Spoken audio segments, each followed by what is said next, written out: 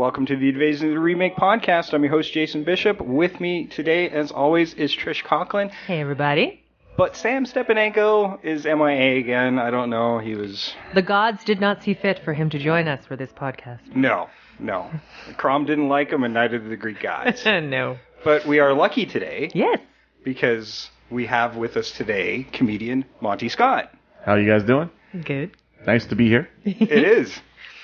We keep starting the podcast on downer notes, but this has been one fuck of a hell of a week. We lost Muhammad Ali this week. Mm-hmm. Continuing the whole Legends dying in 2016 thing. I'm getting the feeling maybe they know something I don't and I should get the hell out, but... Or maybe some of the bigger names in the world are just Highlanders and we're just noticing it now. Anybody who survives 2016 is a Highlander. That is my theory. Possibly. I mean, we're losing talents that are irreplaceable. Like, I don't know if we'll ever see these type of legends again. Granted, Muhammad Ali, when he went, I'm like, he was still alive? So... Yeah, he couldn't really box no more anyway. But, man, for even the damage he did to himself and the illnesses he had, hell of a run. Oh, yeah, he trucked along for a long time. Yeah. Well, he made it further than Joe Frazier, and Joe Frazier, was generally in pretty good shape. Mm-hmm. So... Gotta give him credit on In the end, still beat Frazier. Yeah, that's what I'm saying. In the end, he beat him. Yeah, exactly. So, yeah, tip of the hat to Muhammad Ali, and hopefully he's back in the boxing ring up in the sky. Oh, yeah. And shout out to Orlando, that terrible tragedy that happened this week. Good God. I know you Americans like your guns. As us Canadians, we have stricter... But why automatics? That's what I can't fucking understand. I mean... There is no reasonable reason to have an automatic. Yeah. Well, maybe they're deer shoot back, I don't know. But there's no call for what happened. You can't mow down Bambi and still eat that meat. Yeah. You always, the argument is always they're going to fight off the government, but it's pretty hard to fight off the government, no matter what kind of arms you have, right? The government has tanks and drones. Do you really think you stand a fucking chance? Well, I mean, in a country where their rights have been slowly taken away, little by little, Patriot Act and all that stuff... we were talking about this before the podcast, and at the end of the day, that's a genie you can't really put in the back of the bottle anyway. It's all out there. The guns are out there. You don't get rights back, really. Yeah. Although, it does seem insane to buy a super high-powered rifle that can shoot a lot of people. I mean, it doesn't make much sense to own one. Yeah. I've met people who are serious gun collectors and have stuff like that, but I mean, especially in Canada, you got to have permits up the wazoo to have something like that. Well, the laws in Canada, we have two permits. You have restricted and non-restricted, and the reasons are because automatic weapons are just a no-starter. You can't, don't even bother. Semi-automatics are restricted. We do have weaponry up here, but we just realized that automatics have no personal use. No. So I just don't get it. Yeah. Well, for American audiences, and I know there's a growing audience out there for us, and don't hate on us. We just don't get it. Please help us. Please help us understand. Yeah, we don't get it, and I don't know. Hopefully you guys can sort this stuff out. But it's not like shootings don't happen in Canada either. True, but I mean... We can kind of remember all of ours. If you can't remember the details of the last 10, you're having too many. Yes. I feel that's a reasonable thing. Yeah. Well, let's get off the depressing topics, because today we are finishing off our month of June with all of our fantasy films that we've been doing, with probably one of the biggest ones of all time. Clash of the Titans, the movie that got remade and yet never had Titans actually in it. No. I don't get it, but, it was a cool-ass title. Yeah, I think because Clash of the Gods that came after the Titans just doesn't have that same hit. Yeah, it seems a bit, you're like, I don't know if I need my D&D advanced to watch this movie or what, but... Yeah, it seems a bit too much exposition, isn't it? Clash of Titans 2.0? Yeah. Clash of Gods just sounds like a shitty app now. Yeah. Yeah, it would.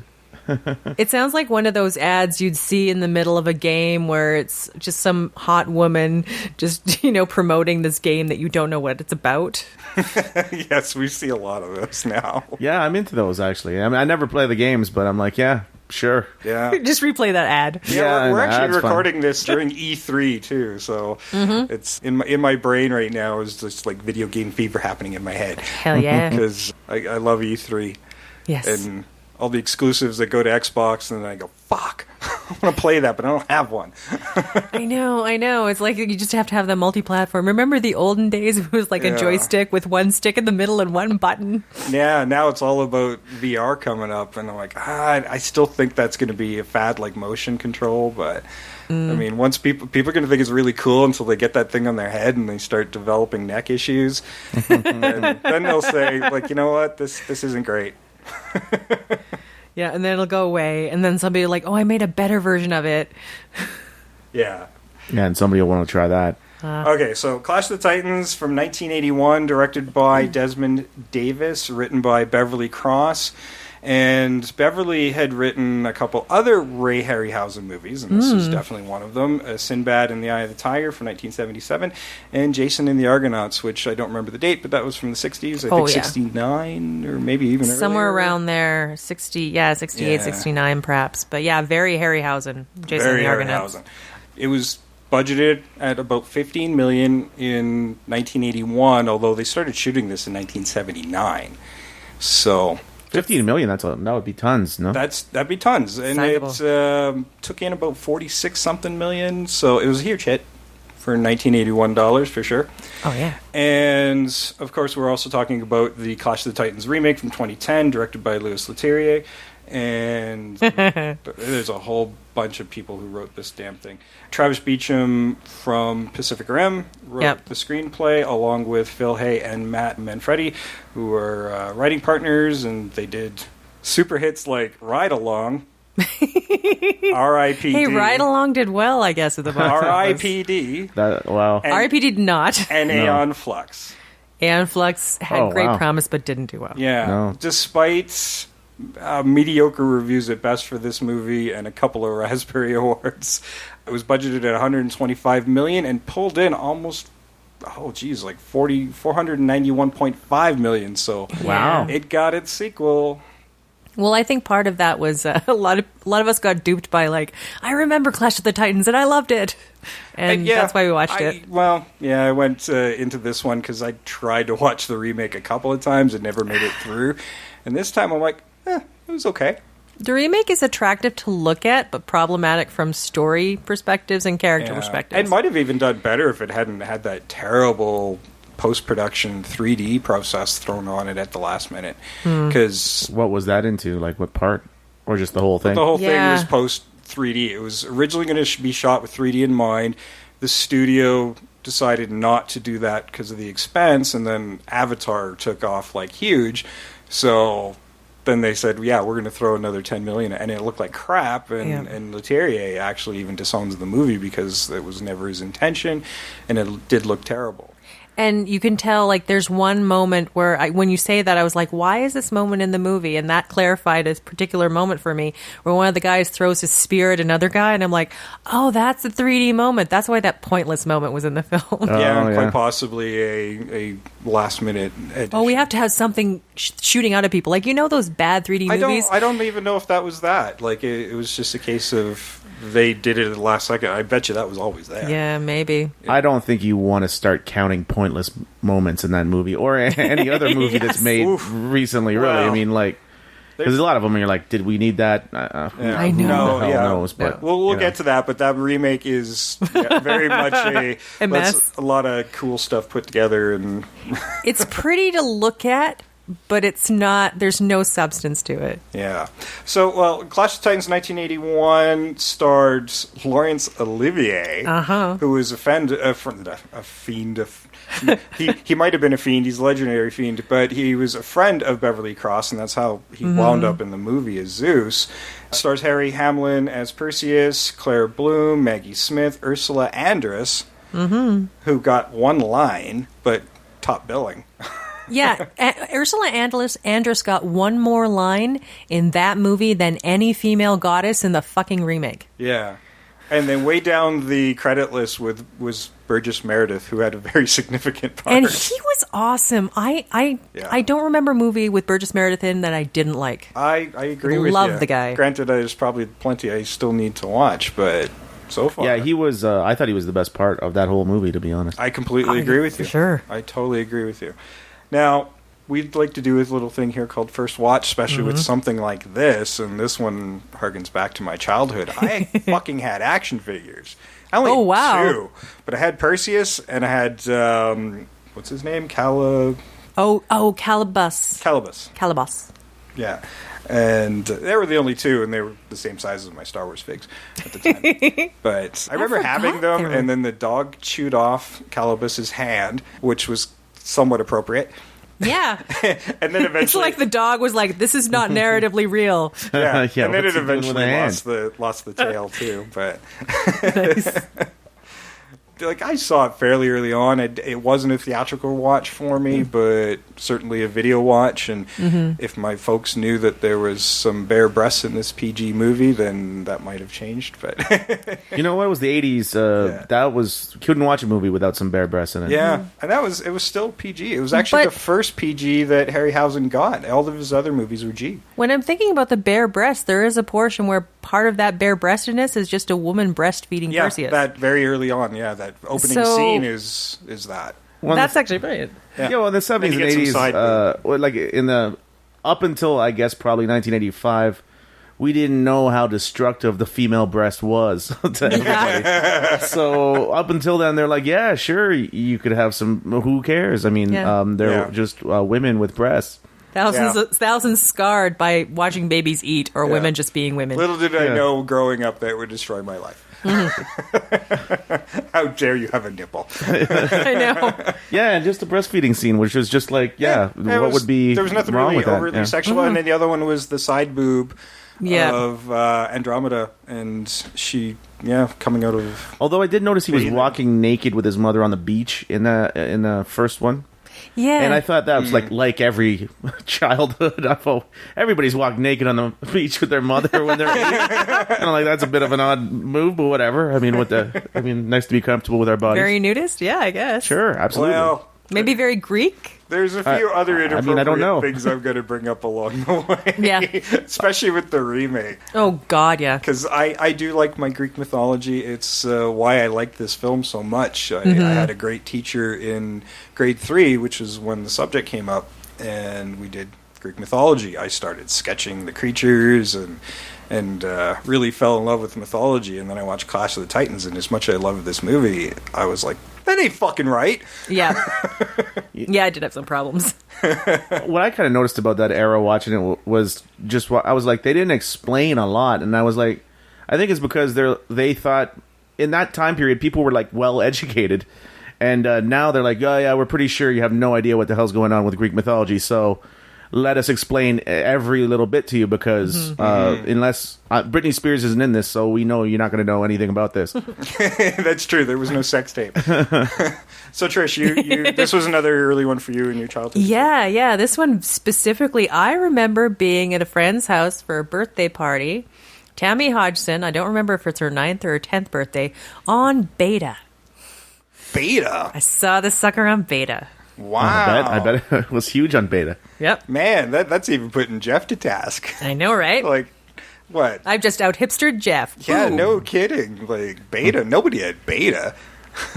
Yeah, that's... this one family did. I guarantee you that was something that came out pretty large on Beta. That would be one of the few. Mm-hmm. Yeah, for sure. Now, this was your first watch on this, I watched it today, 2016. Well, when I was a kid, I really did have a lot of neighborhood envy for a lot of the kids that went to see it. But I think my parents were... I was too young to go by myself, for sure. And they were just like, we're not taking you to that. Because for no other reason than they didn't want to see it, probably. Right. And so I never saw it. And, I guess the time passed. And then there you go. So here we are today. Do you want to watch the Clash of the Titans? I was like, oh, yeah, all right. And, parts of it held up pretty well, I thought. Yeah, some of it does, some of it doesn't. Oh, yeah. There is some close-up shots of the Kraken, especially, that I think don't hold up very well. But oh god, that I think there's some rotoscoping that doesn't do very well at all. It's one of those things where this high res, high def doesn't do the film any favors, right? Like the low res, the grain of film kind of hides some of that crap. I just, it still looks good. I love the Harryhausen look of things and that go motion. It's just those close-up stuffs where they build something a little more practical that don't look very good. Yeah, they had the Kraken was a bit of a mess for sure. Yeah, that was definitely where he was a reused creature too. Yeah, I believe so. From a very early Harryhausen, they just added a few arms. But. Yeah. There was quite a few scenes that I was like, "This is Star Trek." You know, like a scene completely out of Star Trek with like a way party, and then I honestly think that the Kraken was the green guy that Kirk fought. I'm pretty sure that works for me. And they're just like, let's drag him out.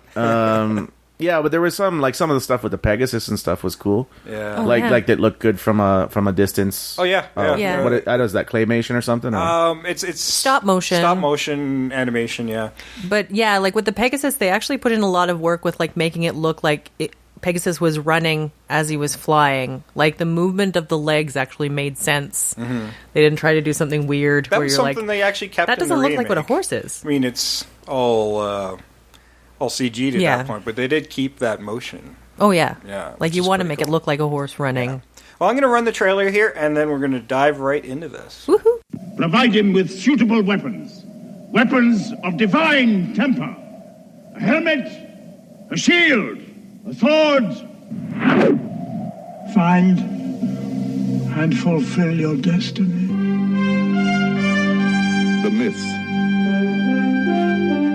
the magic, the mystery, the majesty. Destroy Argos! Let loose the last of the Titans. Metro Goldwyn Mayer presents Clash of the Titans. The good, the evil, the danger, the daring. How may a mortal man face and defeat the Kraken? Clash of the Titans. The combat, the courage, the splendor, the spectacle.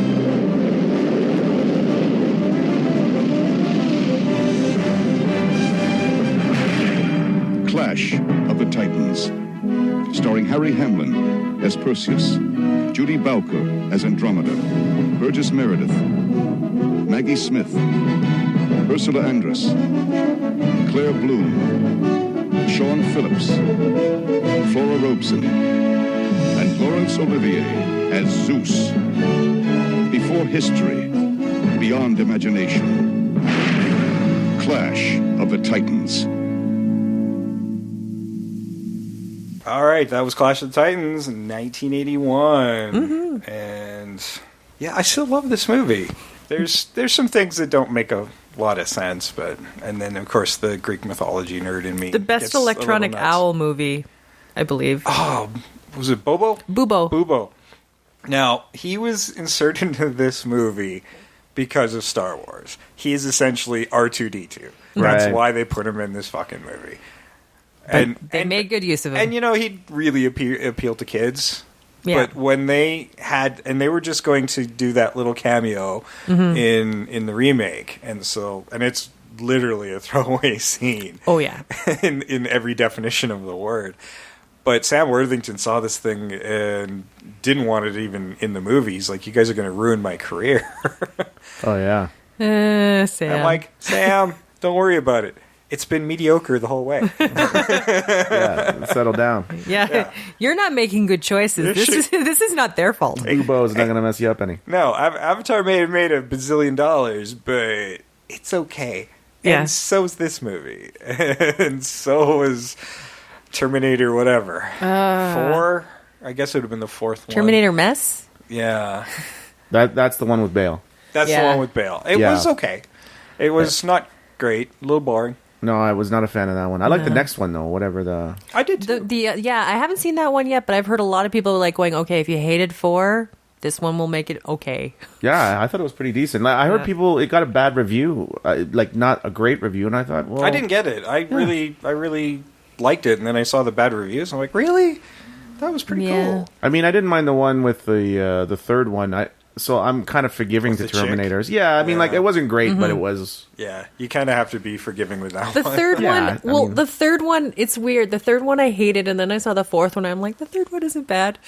Oh, yeah, the fourth one was definitely Like, a the mess. fourth That one was- made me like the third one. For sure. Okay.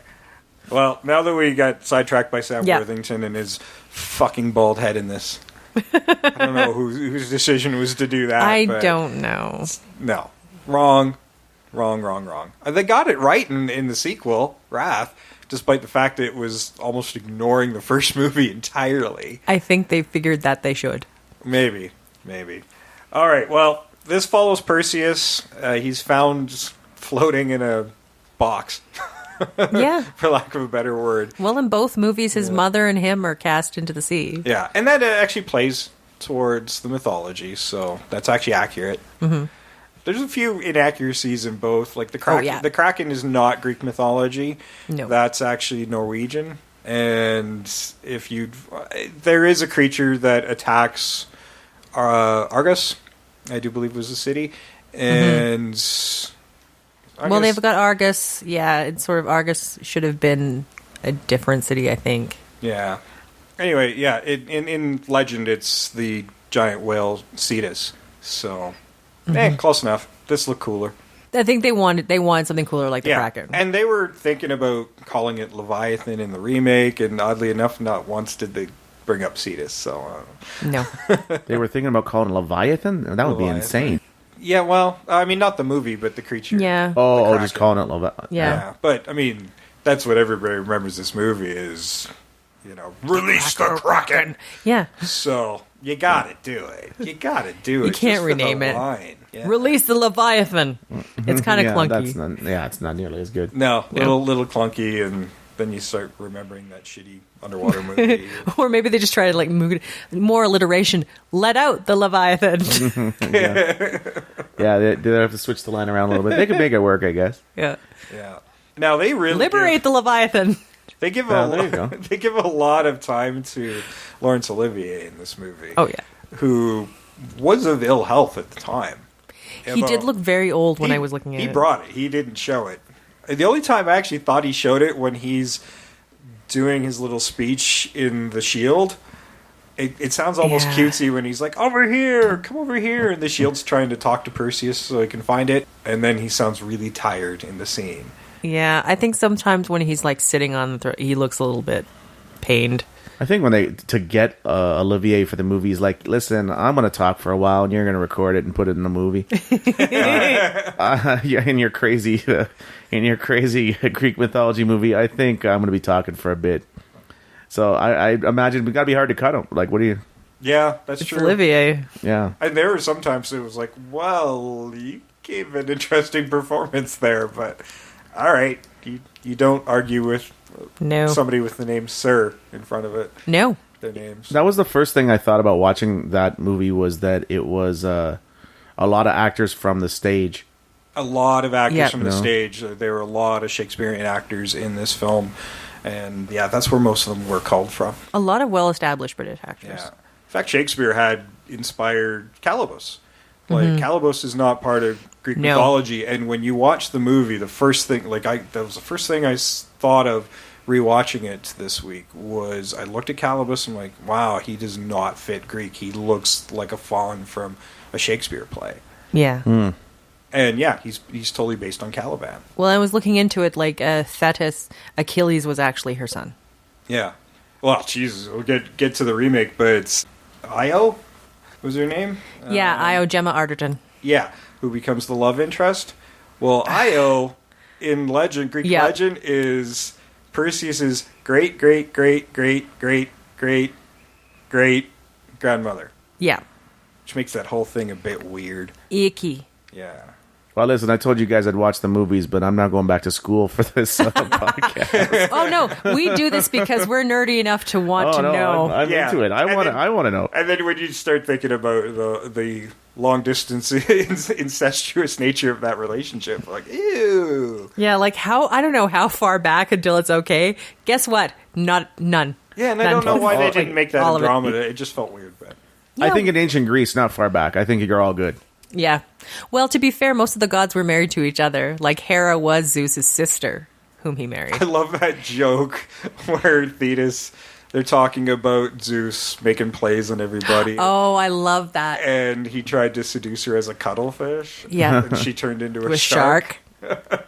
Like, first of all, cuttlefish, really? Have you seen that fish? Yeah, that old move. that old chestnut. Yeah. Jesus. Well, you look at Zeus's like seduction techniques. He came in as like a bull and a shower of gold. And like, what you doing, dude? Yeah, he's a maniac. He does. He's really into himself. Well, not just that. I'm like, as a woman, I'm like, I see a shower of gold. I'm not thinking, well, I gotta fuck that. Like, I don't.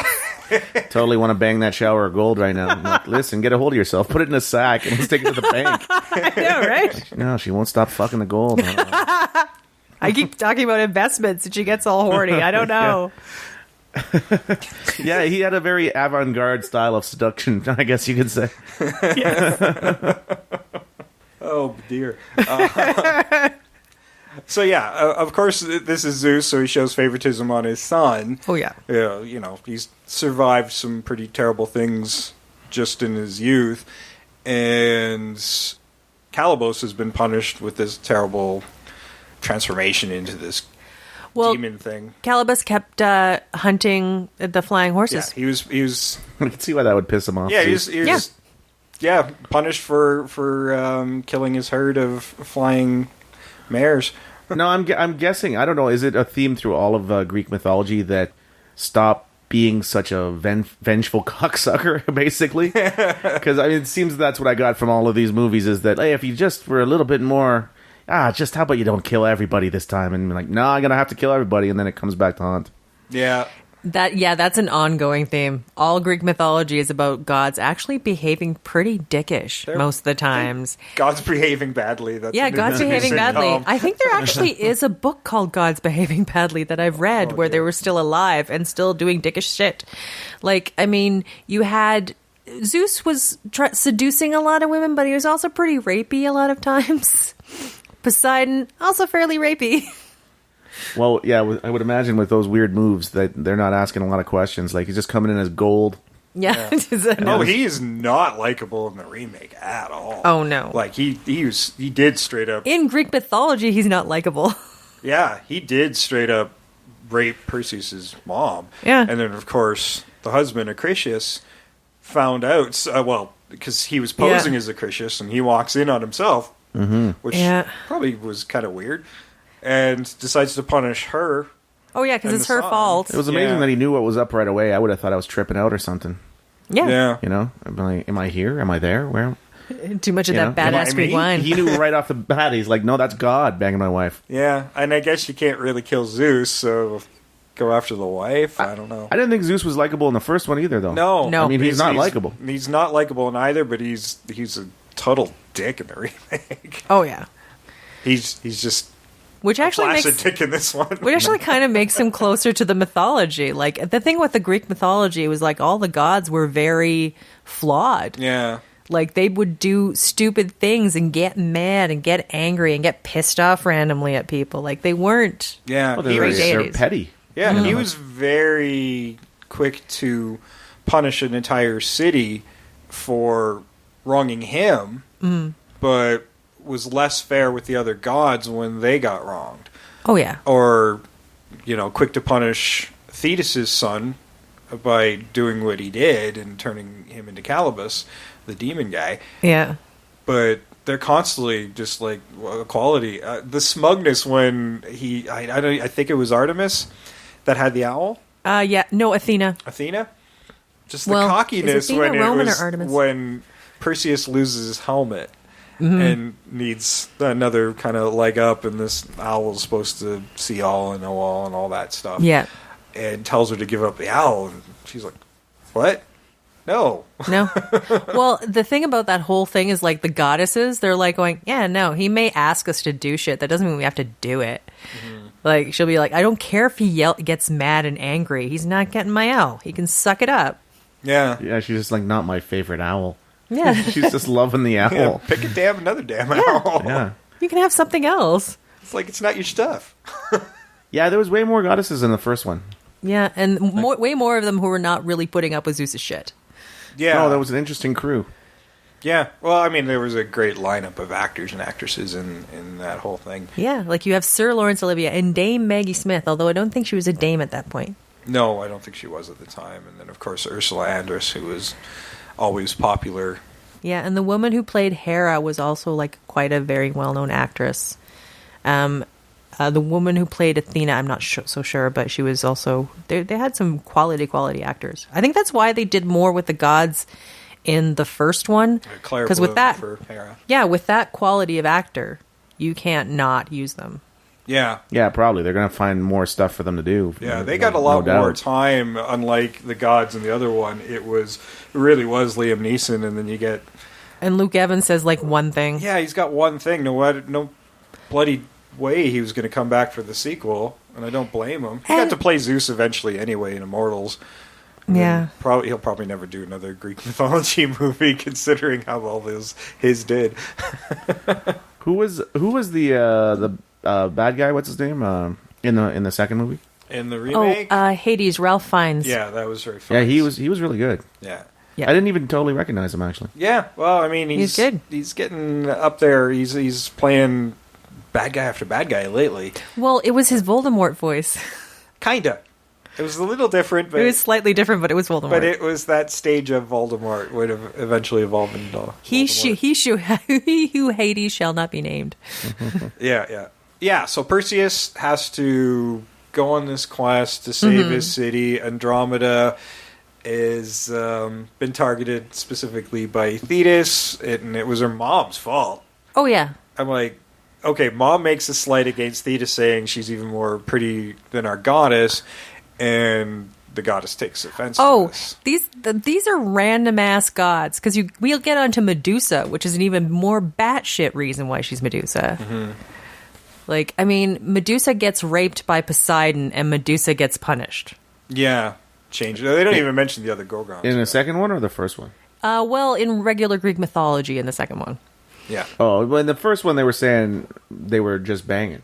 Yeah. They gave her more agency in the first one, which I kind of liked.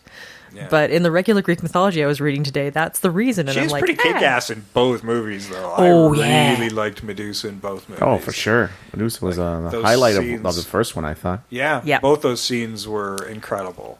And you get to the Kraken scene, and like, you like it for the scale, but it's not nearly as interesting as the Medusa scene.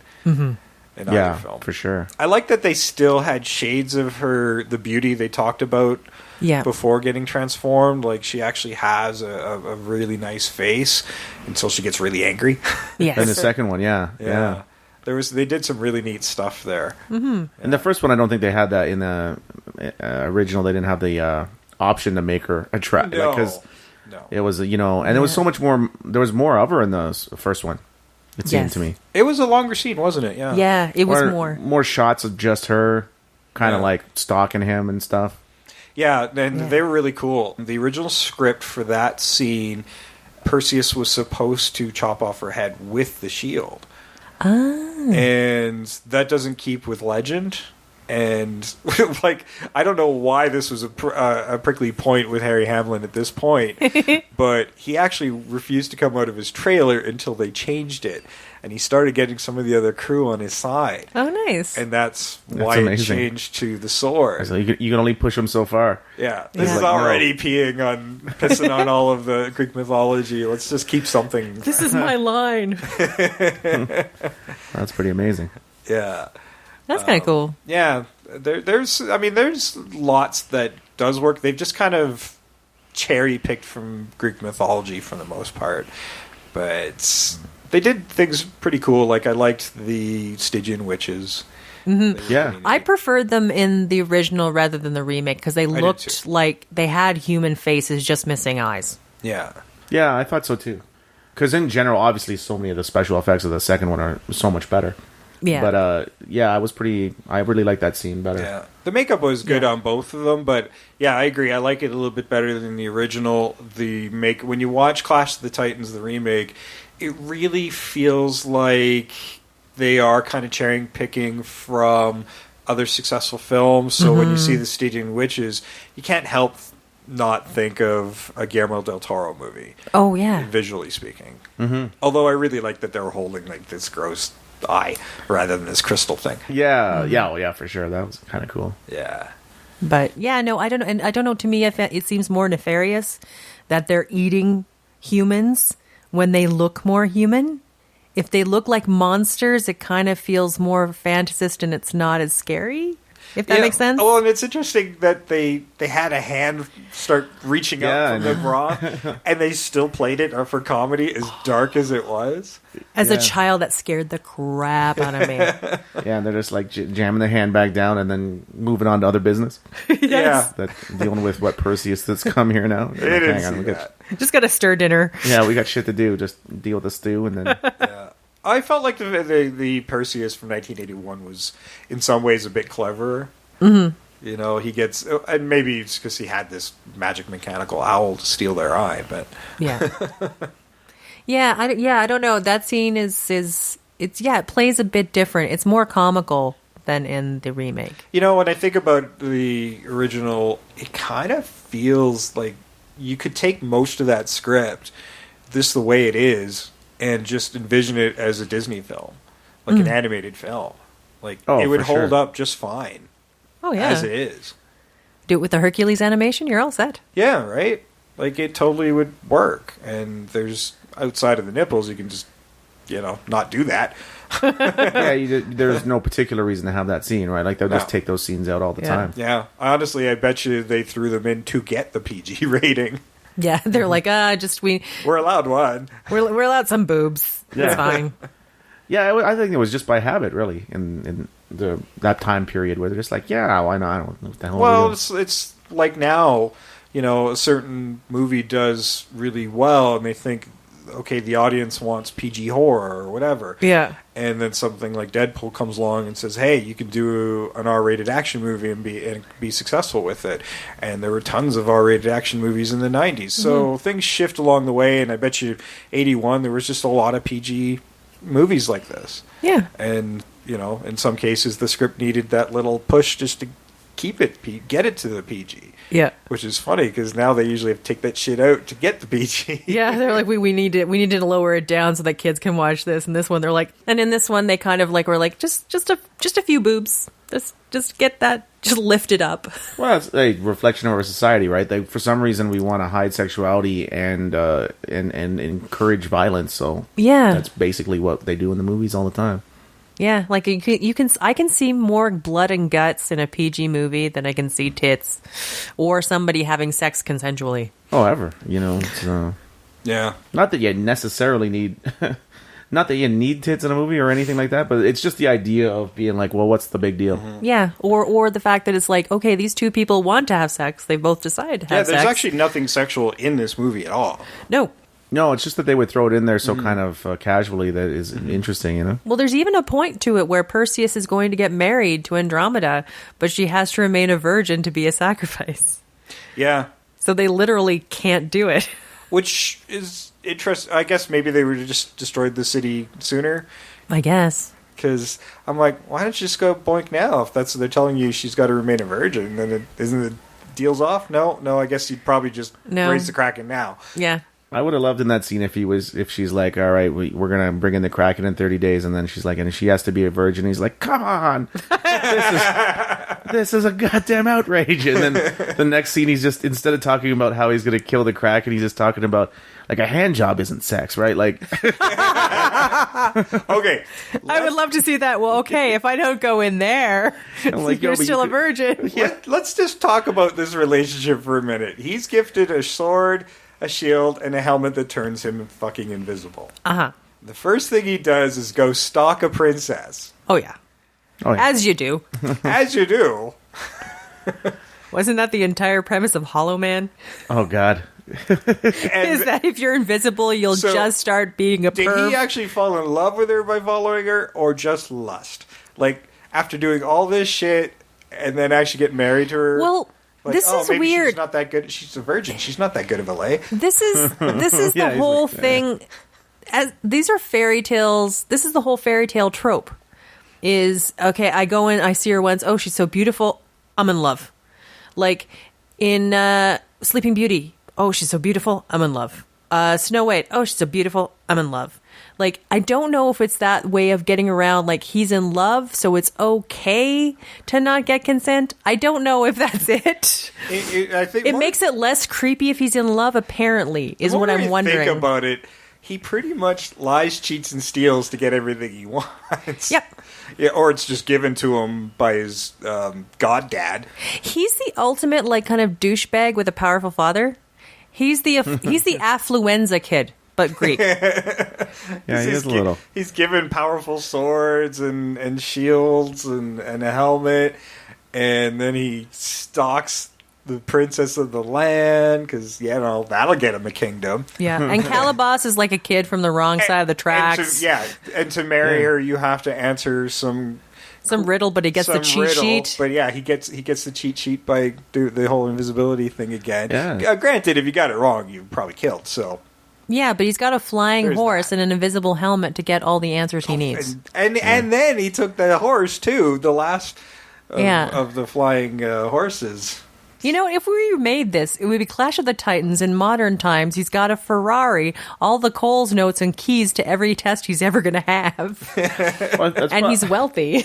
That's probably why they made it different in the remake, right? In the remake, he's kind of like a orphaned child who got his new family, or, an adopted kid who got his new family killed, and his rich dad's never helped him before. Yeah. The deadbeat dad. The deadbeat dad, more They're or less. estranged. He doesn't like him.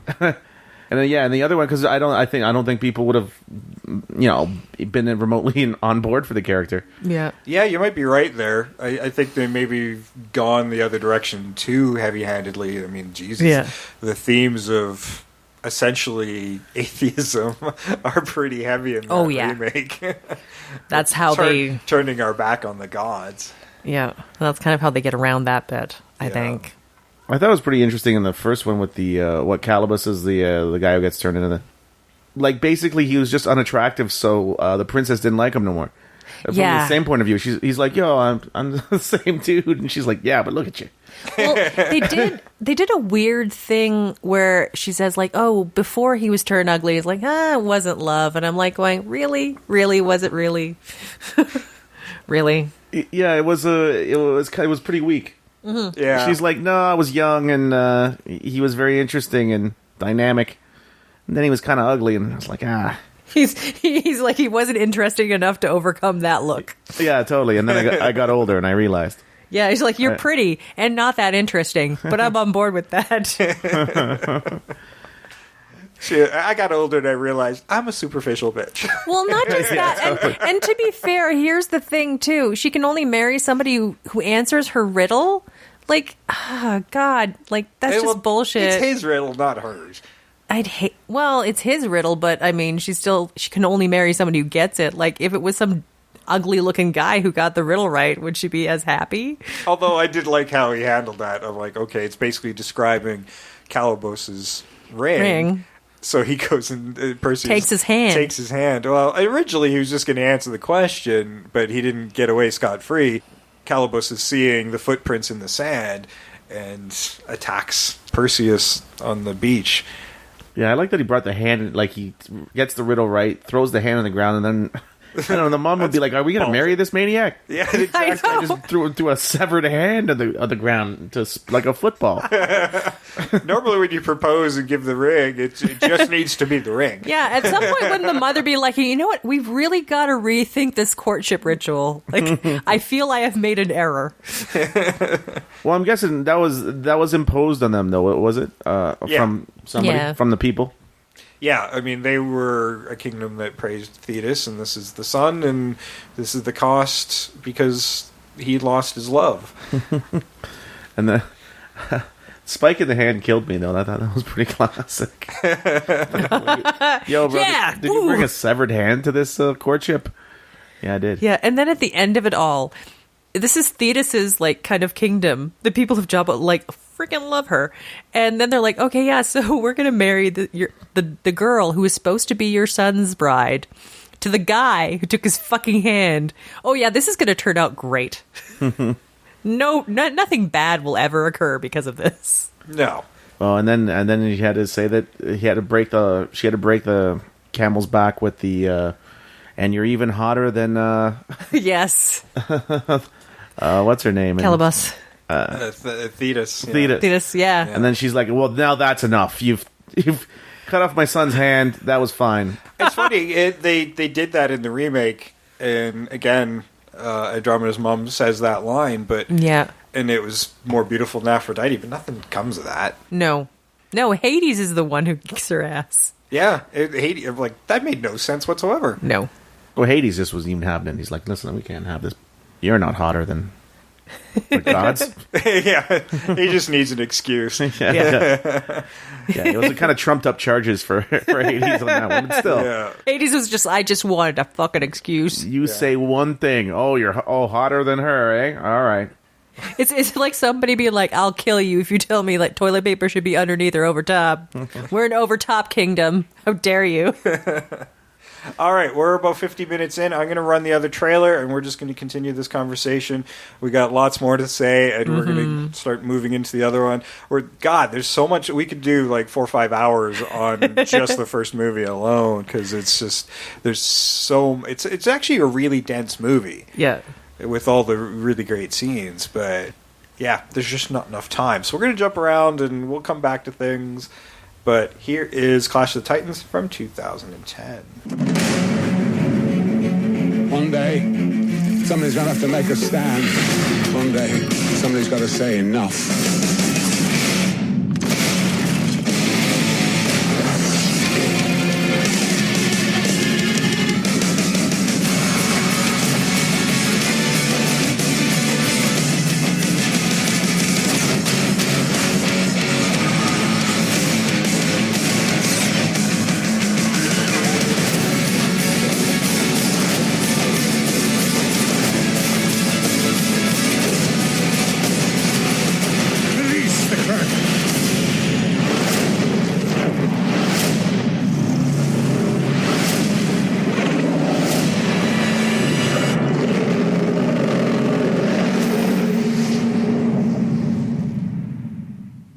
That was 2010.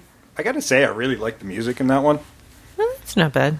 Yeah, there's some. It's big and boisterous. I don't know, kind of awesome. I honestly thought that movie was pretty awesome in general. Like it was, as a lay person, I'm just kind of. There's the middle scene really bugs me with the scorpions. Now in the original, it's Medusa's head is dripping blood in the sand, and that turns into the scorpions. Yes. Actually, in Legends, 2 creatures were born from the death of Medusa. Mm-hmm. One was a Cyclops, and the other one was Pegasus. Mm-hmm. Which, given the narrative of the movie, doesn't make any sense. Yeah, it throws a little thing into disarray. Yeah, so I guess you can't follow Greek mythology there. Yeah, cool, useless facts. Clash of the Titans was not an educational film about Greek mythology. No. It was just, they're like, okay, we definitely want to put in Pegasus, and we want to put in the Kraken, and we want to put in Zeus. Yeah, they're taking cool shit from mythology and then just kind of make it their own. And they were trying to do Star Wars with mythology. And Harryhausen had been trying to do that for years. Mm-hmm. He made pretty much a career out of doing the Go Motion mythology stuff. Sinbad was full of mythology. And Jason and the Argonauts, of course. Of course. Yeah, so lots of cool stuff in those movies. Now, the middle scene in this movie with the scorpions really, really bothers me. You were really angry. I am angry about this scene. I said, fuck this scene after I watched it. Because that was the only thing you noted in your text to me. It's like, fuck that. Did I actually text you? You texted me that you're like, I hate that scene. I hate that scene. I did. Okay, this is where Calabos loses his hand, and the hand kind of crunches and turns into a scorpion in and of itself. But there's scorpion rising all over the fucking place. I don't know what's causing these things to show up. And apparently they're just there anyway. They just keep getting bigger and bigger, and they're fighting these scorpions. I'm like, oh, this is pretty cool. This is pretty cool. And there's just more of them. I'm like, this Where doesn't did they make come any from? fucking sense. Like, okay, you got this one thing that turned into Scorpion, but there's tons of them. This doesn't make any fucking sense. Yeah, originally the blood made the scorpion, and then after that, it was just scorpions. And then these Djinn show up, which is totally not Greek mythology at this point. Why are you bringing air mythology into this? That threw me. They were kind of cool, but there's another thing I have a problem with. And then they're riding scorpions. They just show up. That's it. We got magical characters now. And remember, anybody who listens to this podcast regularly knows how much I hate magic as a cheat.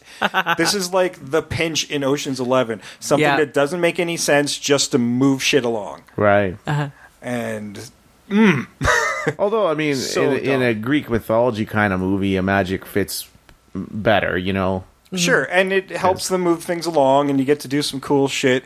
But here we have a basic Arab character mythology, and a really interesting one that suicide bombs Medusa. Yeah, I don't. That might bad. be a little bad. I didn't really pick up on that as I watched it, but yeah, he totally did do that. Right? Yeah. That's a terrible I watched it, underturn. I'm like, how did you get away with this even in 2010? You don't know how they did is because That's people don't terrible. know mythology. And this guy snuck it in because there's like going, oh no, it's He mythology. doesn't know mythology, but he knows terrorism? It's total no. That's because that's... Oh, my God. I was What they did is really they're like offended by going, that. nobody knew that it wasn't Greek mythology. Nobody knew where that mythology originated from. Therefore, they could sneak it by and nobody would know. That's how they did it. I mean, well, the first movie was sneaking by mythology anyway, but that one was... eesh. And people don't think. I mean, when I was watching that, I'm not thinking about... I mean, if you had a literal Arabic character in there or something, and he suicide bombed somebody, I would probably be like, that seems crazy. I don't know, you know. I mean, Lucas got... He got criticized for having stereotype aliens. Like, okay, this is clearly an Asian character. Yes. Yeah. And he got criticized for it. Yeah, this guy looked like wood and stuff, but this is still playing on a fucking terrible stereotype. Yeah. So, but... No, I think it you're was right. just such a shitty movie that nobody cared at that point. No. So yeah, I mean, I think you're movie. right about it when you're saying that if you really look at it. If you ask the guy to explain it, I don't know how he could. Yeah, No. yeah. But again, yeah, who cares? By this time, I'm just trying to hold on to. I'm just trying to remain figuring out what's happening in the movie. Yeah. And I'm like, oh, this guy, all right. I don't know why that guy exploded like that, but I mean, all right. No, I didn't get that either. Oh yeah, Like, there's no reason for it. no. That's the other part of it that bothered me. Is like there's I thought okay, so it these was- guys can just explode when Yeah, they want well, to I explode. thought it was cool that Medusa's stare didn't do anything to him, and he was kind of laughing about it, and she was like, "What the fuck?" Like there was this real concern on Yeah. her face, like this isn't right. Yeah. Yeah. And then he blows up just to get rid of him. See, like, just oh, that come idea on, that it wouldn't work would be cool. Yeah. Sure. Like, there should have been some other conflict there. And this guy was already replacing body parts with wood and stuff. That was part of the explanation of the Djinn. And, my God, like, there was a real lost opportunity to do something really cool with that character. Yep. I mean, you needed him to lose eventually, but that was a terrible way to just end that. Maybe Buddy thought I thought it was really cool to make some sort of weird point about terrorism, so I was like, how about that? Well, true, but I was the only one to notice. So. Yeah, that mythology bothered me, and then I was like, but I hadn't caught up on the whole exploding thing. I'm like, okay, yeah, like I didn't like the explosion just simply because it felt like a cheat to me. I didn't understand what happened. I thought, did Medusa do something to him to make him explode? I was thinking that, and then I'm like, but then he had kind of like The glowy blue thing in his chest. and then he kind of like almost snickered or something, like he knew what was It felt happening. like the Predator ending. Yeah, totally, Yeah. totally. Yeah. So I mean, it definitely. This movie just feels like it's trying to make commentary all the time, but doesn't know how. Like, I was making notes, and like, man, this movie's like really about humans turning their back on their faiths and the faiths and consequences of it. And also the guys but I wasn't sure what the message was supposed to be. But then they have the guys who are like still super religious, who are a little crazy, and nothing really happens to them. Like they're still, Although there was the one, the guys that start praising Hades, especially that lead guy. He did get crushed. Yeah, but I mean, you have the one guy who put his hand in a fire, and he's like, "Okay, we're gonna sacrifice somebody." Oh no! Like I just. I forgot something about the scorpion scene. Sorry. Okay, when they were riding the scorpions to their next destination, and they had this big cab, and then the rider separated by a curtain. Did you see something hidden in the pattern of the curtain? Because I sure did. Oh no! No, I had to rewind. I'm like, did I just see what I saw? And I'll be damned if it didn't say sex god. Really? I kid you not. Wow. I had to. I'm like, maybe I'm just seeing things, and like, nope, it says sex god. It legit says that? Yeah. This isn't a Lion King Sex in the Dust. I haven't even found a factoid, but as somebody who works in the field of comics, where artists hiding shit like that in their comic art all the time, I picked up on it like right away, and I'm like, rewind. I'm like, yep, that says sex god, all right. You can't see the D because somebody's standing in front of it, but that top part clearly says sex. So are you sure it doesn't say sex go? Well, when somebody's standing in front of the D, then yes, it says sex go. I just assumed the other one was the D because I could clearly make out each letter. I'm like, well, that's fun. Yeah, they're like bikers with instead of bikes, they got scorpions. Yeah, I know. Well, you're talking about the theme of the movie, like the idea of atheism or whatever, but then the gods are full of shit. Mm-hmm. You know, like Liam Neeson, like the god is literally they're stealing humans' powers by the power of prayer, right? Yeah. So they're like usury figures. Yeah. So you got the humans that are like, well, they abandon their gods and bad things are happening, but then again, the gods are more or less like pimps. Yeah. So I don't know what they're trying to tell you, you know. Yeah, well, I mean, either way. Sam Worthington wants nothing to do with Zeus. He doesn't even want to believe that he's Zeus's son initially, and every time Zeus shows up and offers him godhood or anything else, he turns it down flat. He won't even except for that coin, the gold coin. I'm like, yeah, okay, that might come in handy. Yeah. Well, he won't even use the sword. No. Yeah, he doesn't use it. Which is in complete contrast to the original, where Percy's like, oh, look at all the cool stuff I got. yeah, he doesn't want any of it. Well, he had none of the angst in the first one. He's just like, no, it's really cool. He even turns it down godhood right at the end of the film, which is the Wrath of Titans is in total contrast because they're just palling around. Hey, Dad. He's totally cool with it at that point. I'm like, okay, did you guys watch the first movie? I don't know. Maybe the second movie is a commentary on hypocrisy? Well, different directors and just different directions. It's a commentary on getting to know your estranged dad. You're like, no, he's pretty cool. You let me his car and everything. Got this cool. He's got a pool. And a pool table. He's like a whole games room. Yeah. He totally gives me the keys when he's not here. He's not bad. This one's definitely about estranged father. And, of course, it was... Hades that killed his adoptive parents. Yeah. So he already doesn't like the gods, and Hades is Zeus's brother, and Hades has got family issues because he got screwed out by his own brother to rule the underworld. For a while there, I was kind of on the side of Hades for most of that movie. Yeah. You do kind of root for him for a little while. It's like, the man's got a point, and I kind of thought that he might be okay, but... No, he just wanted vengeance to get stronger, and like, but then again, you can't even blame him for that. No, oh no, because apparently, what was it? Zeus tricked him into killing their parent. Well, no, Zeus killed their parents. He helped them kill the Titans, but I think he promised Hades more than what he got. When it was the three gods, according to legend, it was Hades, Zeus, and I can't remember. Poseidon, and they killed Kronos. Mm-hmm. And one was granted the sky, one was granted the oceans, and Hades got the underworld. Yeah. Stuff down there. Yeah, and was tricked to take it, so... Yeah, so you can't even blame anything Hades was doing, really. Not really. Like, you at least sympathize with him somewhat because he's got his own issues with his family. And the rest of the gods were just wreaking havoc because humanity was turning their back on them, and they were eventually just going to be powerless. Well, it was partway through the film, I'm like, wow, like this whole god human thing, like it's a pretty abusive relationship because the whole gods are like, no one can love you like I can, but yet I'll treat you like shit. Like that's awkwardness. It's completely abusive. Yeah, and if you don't love me, nobody can love you. Don't get anything. You can't love anybody. Like, I'll destroy you if you don't love me. It's like that a lot. Acrisius, who becomes Calibus, who also looked really cool, by the way. I kind of liked how it looked like his head got ripped open into kind of the horn look. Yeah. But he still kind of looked like himself, just like he was... He just got charred. Yeah, badly burnt. Charred and cleaved. It was a neat look. It was different. Yeah.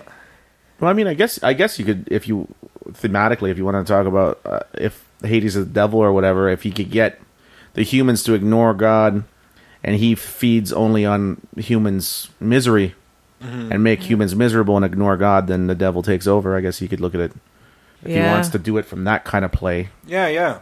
The Christianity standpoint. Mm-hmm. Calibus almost felt like a throwaway character in this, though. Yeah, I didn't for sure. Yeah, he just didn't. There was no real point to him him being there, and he wasn't even there very long. Well, it seemed shoehorned in because at one point Hades is like, "Okay, I'm going to send you out to be my guy," right? Wink, wink, and then gives him his power. Like, it just sort of seems like, okay, we've got to make use of this actor. We've paid him $10,000 or $10 million. Wink, wink. So here's your part of the movie now. Yeah, they definitely shoehorned a lot of stuff. I don't think second one. Jason Fleming's too terribly expensive. Oh, I haven't actually No, told I you don't who know. was in this movie. Sam Worthington, Liam Neeson, Ray Fiennes, Jason Fleming, Gemma Arterton. Another former Bond girl. Gemma Arterton, yeah. Yeah, Gemma Arterton. Alexa Davalos, Mads Mikkelsen, Luke Evans, barely there. I didn't even know which god he was. Yeah. That's how little he had to do in that movie. Yeah. Pete Postlethwaite was I know. Spiros. I think this was one of his He was last his roles. dad, yeah. I think he was ill at this point, too. Yeah. Who was he in this? He was Perseus's adoptive His father. fisherman father. Oh, The one that was cursing the gods. that was the best. He's dead. Yeah. That sucks. Yeah, I think he passed away shortly after this movie. Yeah, not too long, I don't think. Which is good. He didn't live to see the reviews. I know. I'm like, Pete, you've done so many wonderful things. Yeah, he wouldn't have got reviewed badly, though. No, he was good in this He's scene. one of the strongest parts in this movie. Absolutely. Sure. Well, Mads Mikkelsen was great, too. Oh my God, Mads. I will watch anything with Mads in it. Oh, who's Matt? He was the lead Centaurian once they go on the quest. Oh, right, yeah. Yeah. And the last to die in Medusa's lair. Yeah. You know, to tell you the truth, I thought the acting was better in the second movie. Oh yeah. I mean, Yeah. the gods acting in the just the first one. script's not It was this first movie. I think the acting besides the friend of Perseus who meets him in the first ones. Oh God, what's his name? In the first one, little guy. Mickey. Sorry. Yeah, 1981. Burgess Meredith? Burgess Meredith. Why do I always forget his name? Amon. In the first one, he's basically the one good human actor. Everybody else is terrible. But all the gods are wonderful in that first movie for, like, acting, I think. Yeah. The weakest points are, like, the main human characters. Except for Burgess. I thought they were all kind of acting almost for the stage, which doesn't usually translate as well to movies. Yeah, it always looks overacted on the film. But I thought that added to, like, that whole thing where gods are not quite the same. Yeah, they don't behave the same as humans. It does. You can kind of forgive it with the gods characters, for sure. Yeah, that's definitely... Yeah, because they don't have to act the same, for sure. Yeah. But they're just very theatrical, the gods. Yeah. Any way you cut it. Now, the love story with Andromeda makes sense in the original, at least somewhat. We talked about how it's just a bit of a trope. In this one, you see that, okay, there's an interest from both parties, and he's supposed to rescue her, but he doesn't wind up with her. He winds up with the sidekick Io, who, and that wasn't where the original script was going to go. That was a studio decision. Man, this movie, just everything that got wrecked in this movie was a studio decision. Yeah. So the character goes off with Io, and they eventually have a son together. She passes away for the sequel, and then he winds up with Andromeda. Oh, that's crazy. Yeah, so they kind of make up for it, but it didn't make a lot of sense. Like, he's doing all this. He's even offered the kingdom. He's constantly turning away all this stuff that Perseus was like, yeah, give it to me in the first one. He was like, yeah, no, I'll take that. Kingdom? Yep, that was what I'm on board. I'm on board. Yeah, see, with Andromeda, I didn't get it because I'm like, dude, you do realize Zeus isn't offering you this bit. Yeah. So it's okay. Okay, you just there's giant scorpions and Medusa and a fucking kraken thing, and then you're offered the kingdom essentially, and the hot princess. Nope, nah, I got nothing to show. I don't want it. I'm going home. You got to figure you give the you have no home. yeah, give the kingdom and a hot wife a whirl. Yeah, see if it fits. That's a lot of work to get nothing out of that. I'm booking out of here. Yeah, I didn't quite get that because the whole time I was like, I'm just gonna refuse everything. I'm like, you don't have to refuse everything, dude. Really? Yeah. So you just did this out of the goodness of your heart?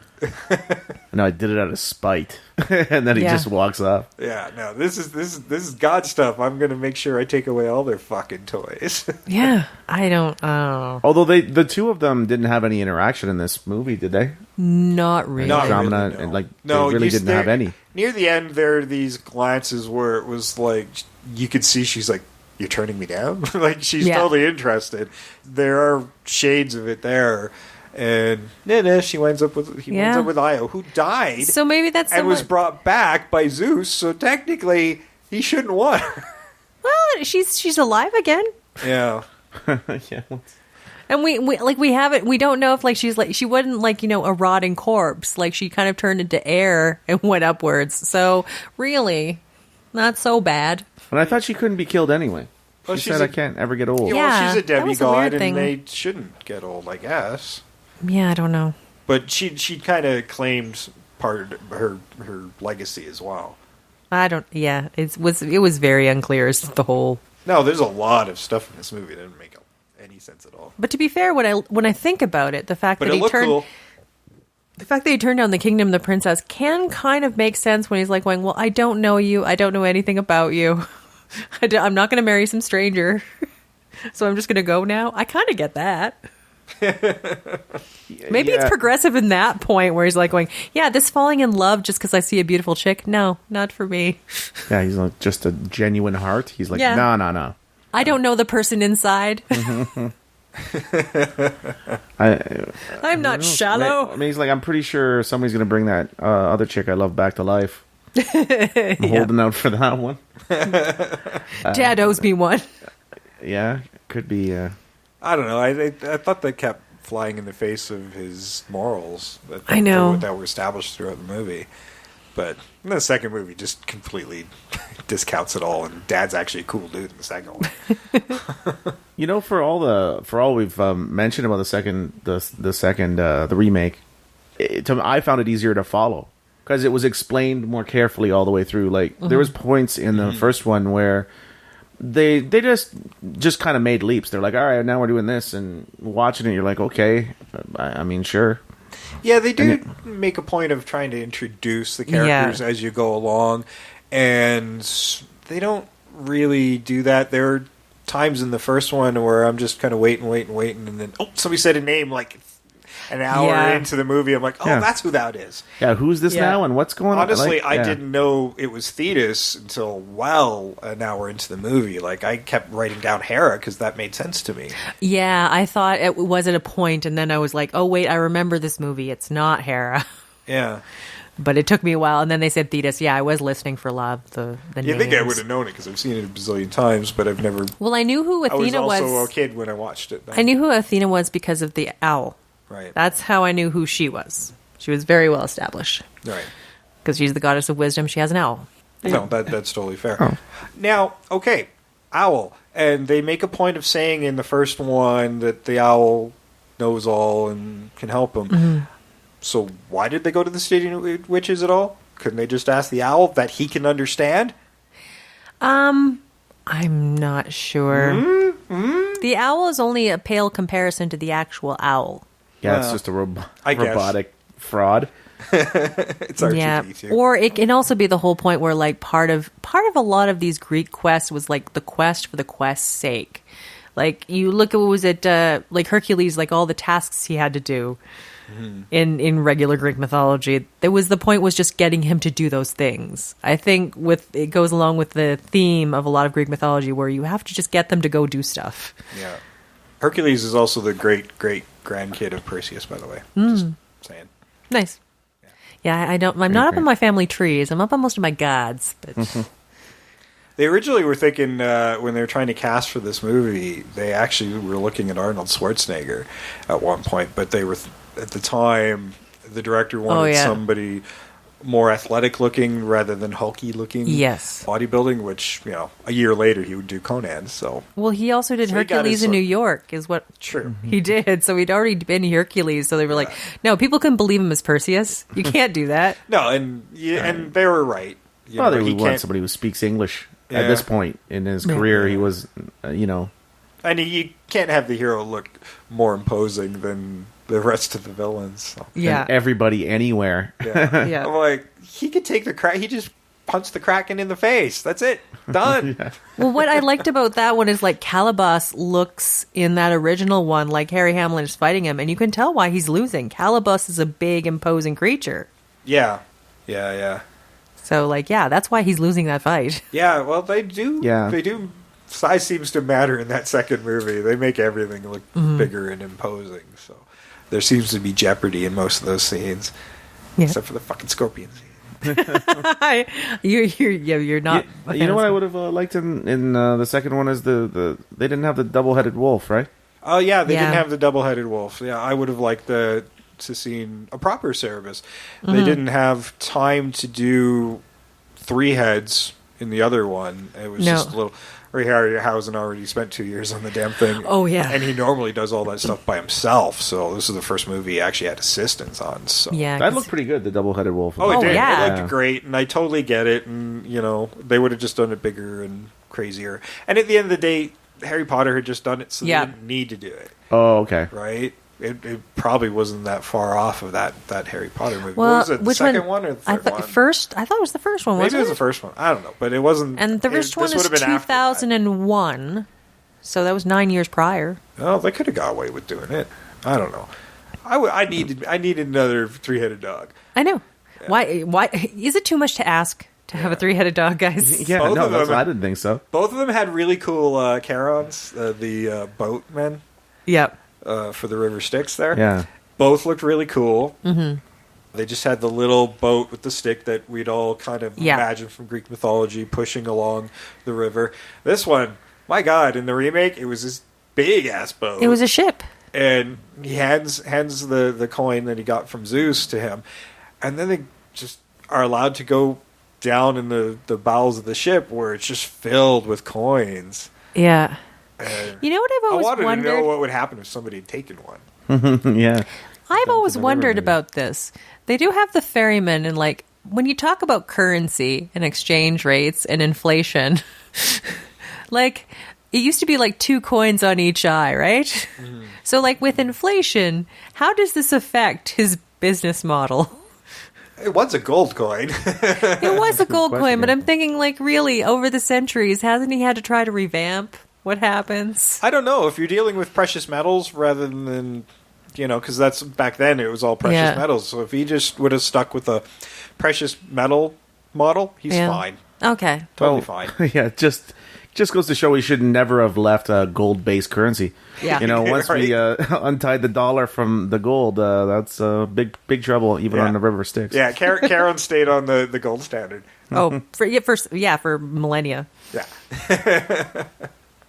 It's strictly a gold standard. Oh my God! He bought the Playboy Mansion recently. Yes. What happens with that? Cash for gold. Is that just him? Is that what's happening now? That's right. You guys are. Hey, at least you're paving your way to the afterlife by sending in your gold to get pressed and melted. Cash for gold. No, that dude's gonna sell it back to you when you need the ride.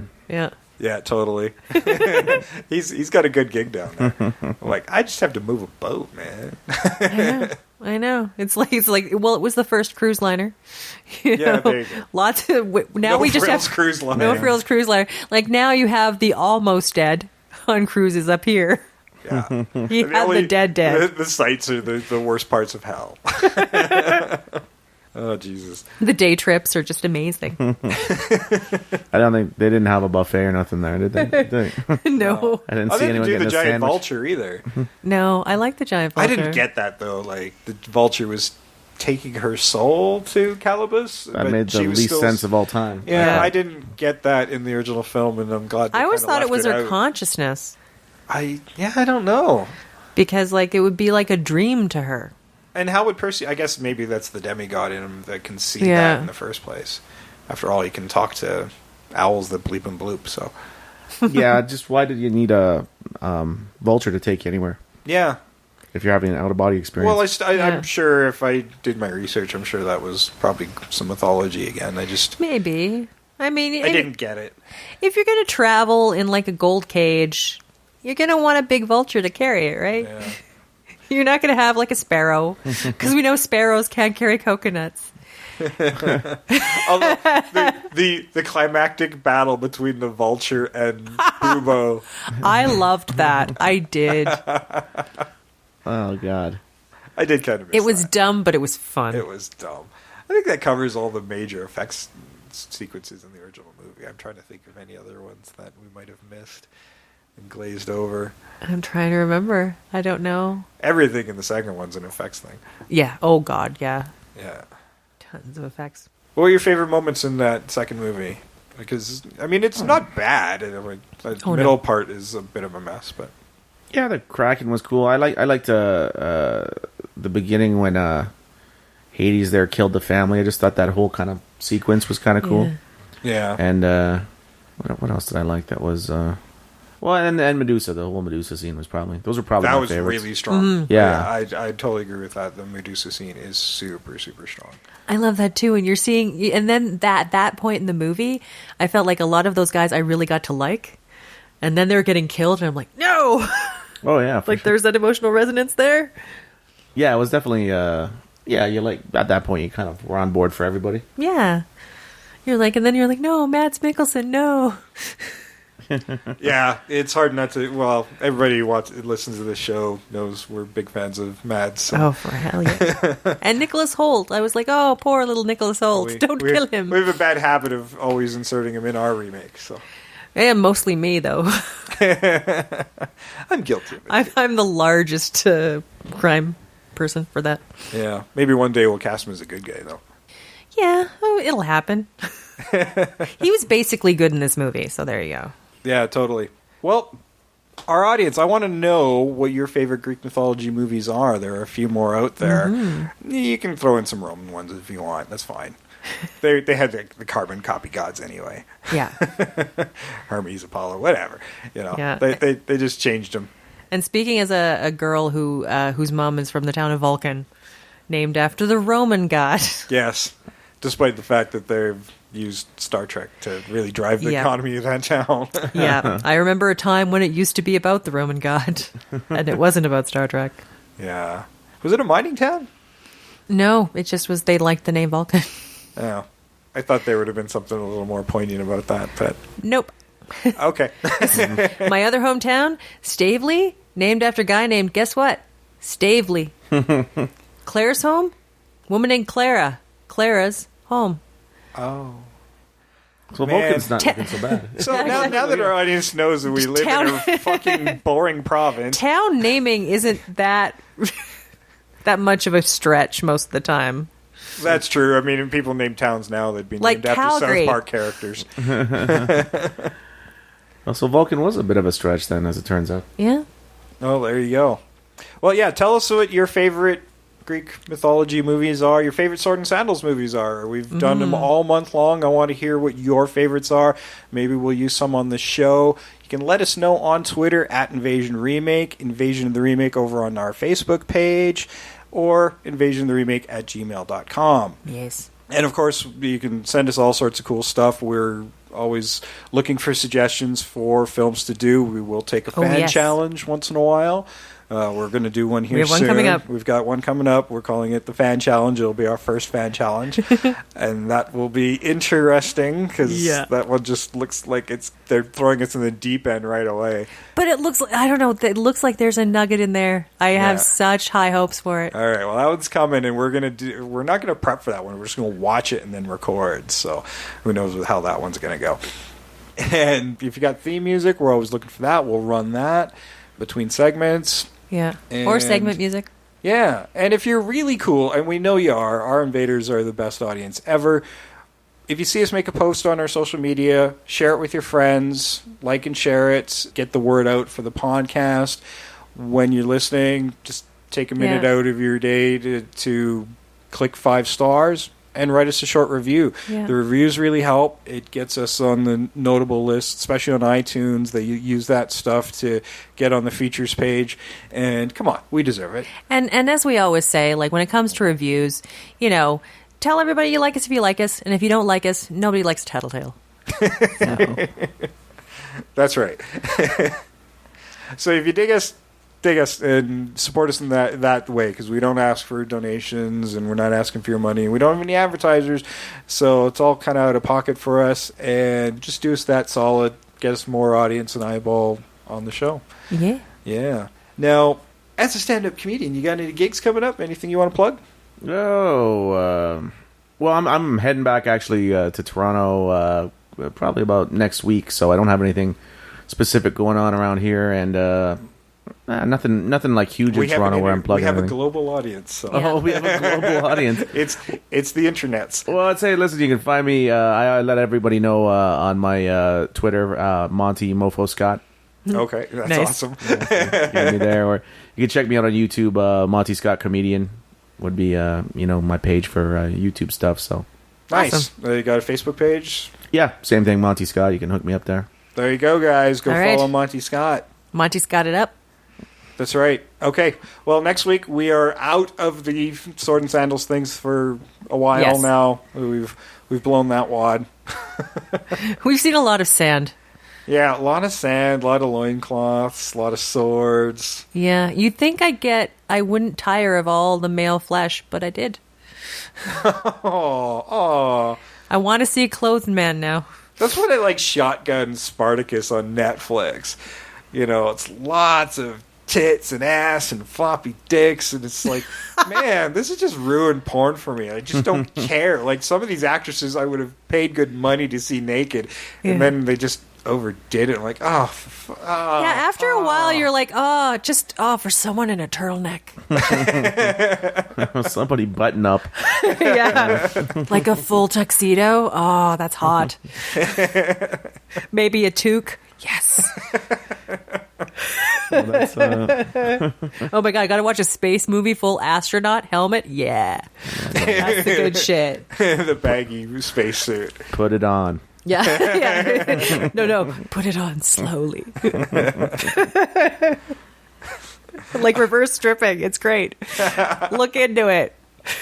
It's like running that opening scene from Barbarella backwards. Yeah. So she's just getting dressed in zero-G. Yeah. I feel pretty confident this trend will not catch on. I think we're probably not on anything. There's a ton of fetishes out there. I believe there is a people out there that will appreciate what I have to say. Yeah, this podcast just got posted on that fetish site. Yeah, it's hard to underestimate fetish. Yeah. The fully clothed fetish site. Yeah. All right, well, I've been Jason. I've been Trish. I've been Monty. And guess what? We're out of here. Bye-bye.